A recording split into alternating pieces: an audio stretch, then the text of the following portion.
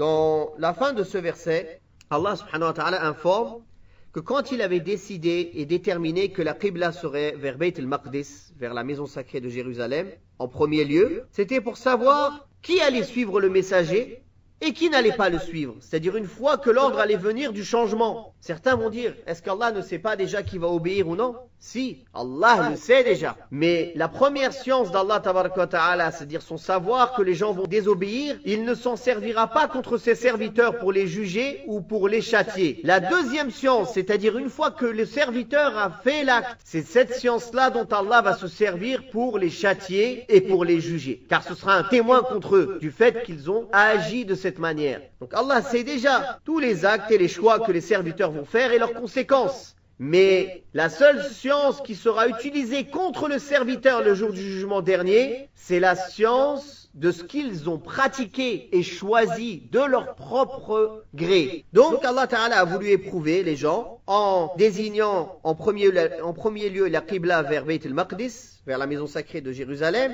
puis vers Al-Kaaba, vers Mecca, Al-Kaaba, la mosquée sacrée de la Mecque, pour voir qui suit réellement le messager d'Allah, Muhammad sallallahu alayhi wa sallam, qui croit en lui dans toutes les situations, qui a la croyance que Muhammad sallallahu alayhi wa sallam est un serviteur d'Allah et messager, qu'il ne fait pas les choix de lui-même, mais il ne fait que transmettre la révélation d'Allah subhanahu wa ta'ala. De même que les livres précédents ont annoncé cela concernant la Qibla. Donc c'était un test pour voir qui allait obéir au messager d'Allah sallallahu alayhi wa sallam et qui allait retourner sur ses talons et retourner sur ses pas et qui allait se détourner de la vérité, qui allait suivre ses passions et qui allait augmenter en mécréance sur leur mécréance et en égarement, en plus de leur égarement dans lequel ils étaient. Et Allah tabaraka wa ta'ala annonce que le changement de la Qibla, c'était quelque chose de difficile. Oui, pour les gens malades. C'était difficile pour les gens malades. C'était difficile pour les gens qui suivent leur passion. Mais, illa ala alladhina hadallah, sauf pour ceux qu'Allah a guidés, pour les croyants. Pour eux, ce n'était pas difficile, car ils ont reconnu le bienfait d'Allah tabaraka wa ta'ala, ils ont été reconnaissants envers lui, et ils ont su qu'Allah a voulu leur bien en cela, en les dirigeant vers la mosquée sacrée de la Mecque, car c'est le meilleur endroit et le plus pur et le plus élevé. Il en a même fait, subhanahu wa ta'ala, un pilier parmi les piliers de l'islam, c'est-à-dire le pèlerinage à la maison sacrée, et une cause de détruire